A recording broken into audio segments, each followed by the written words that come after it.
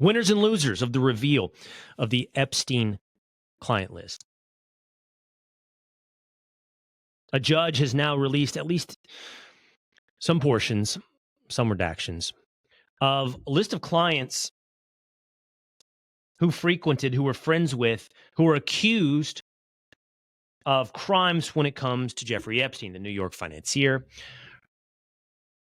who did not kill himself in a prison cell after being arrested on charges of running a underage sex trafficking ring. His partner, Ghislaine Maxwell, to this day is in jail. Some of the biggest losers in this reveal are the following. Thomas Pritzker.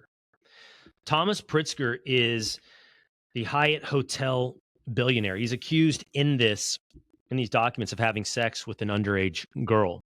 Pritzker, by the way, as I mentioned, a billionaire. He's also related to J.B. Pritzker, the governor of Illinois.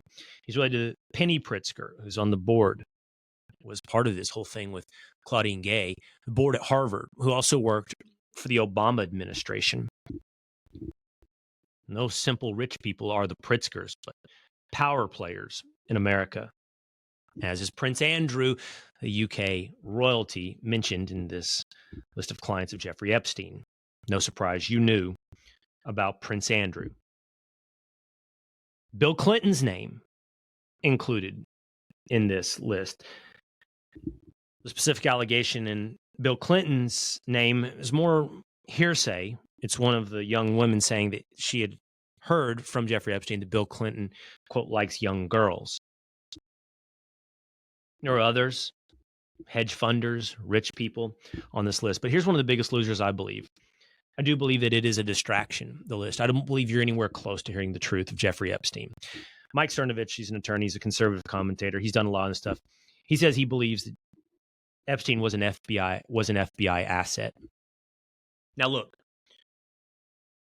honestly, I don't think the story of Epstein is all the powerful people that, I mean, it is in part, but only at a much shallower level of what the story probably is, in part about rich and powerful people who had inappropriate sexual relations with underage women. That in and of itself, I know it's a huge story, and it should be the thing that, part of the thing that we focus on when it comes to, I don't know, high-level politicians, rich people, former presidents. But the deeper story is why Jeffrey Epstein was flying under the radar, why he wasn't investigated, why to this day we can't get the truth, why he is protected. Certainly being an FBI asset would in part help, but honestly, I don't know if that's enough. Now, we're one of the biggest losers because this story is a distraction from the deeper level. You and I have talked together about the Martyr Made podcast, which I talked a lot about during the conflict between Israel and Gaza, Israel and Palestinians, the West Bank. Daryl Cooper does deep dives, history, and others. And he did a Jeffrey Epstein episode. And in it, he revealed things that, you know, I would have never known. Like Ghislaine Maxwell's father, Robert Maxwell, owned a newspaper in London. Robert Maxwell, I think it's pretty well documented right now, was at least an asset for Israeli Mossad. Whether or not he had deeper connections, he was an agent, well, I don't think we'll know from Mossad. He was, I don't think a billionaire, but 100 millionaire. And he died in mysterious circumstances on a yacht in the ocean. Epstein himself seems to have been ushered through life at a certain point, achieving places of influence and significance that his qualifications had never added up to. He was a high school mathematics teacher who became a big-time hedge fund guy because he was so good at math. The point is, he wasn't just protected, he was ushered along the way. The implication by guys like Cooper is that Epstein was also an asset for Mossad. The whole idea is to create a compromising situation of powerful and influential people in the United States in compromised positions so that you can exert influence. Now, I don't know. And that's the point. We'll never know. We don't know the truth behind any of this. But this list so far makes us one of the losers because I think it is a distraction from the deeper part of this story. It's not what Jeffrey Epstein did, but who was Jeffrey Epstein. Some of the winners, for what it's worth, on this list. For now, we'll say Jimmy Kimmel.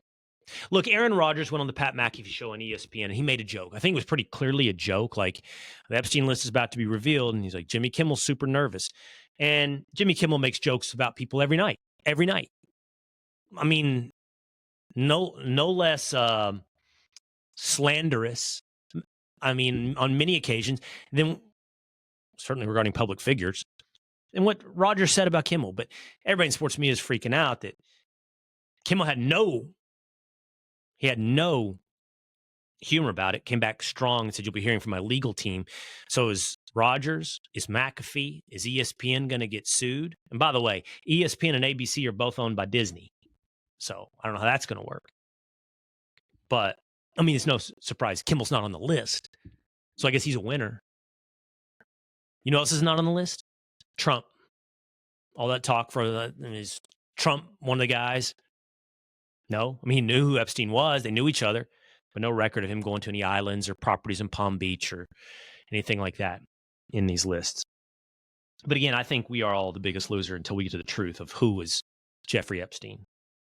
Hey, it's Will Cain. Click here to subscribe to the Fox News channel on YouTube. It's the best way to get our latest interviews and highlights. And click to subscribe to the Will Cain Podcast for full episodes right now.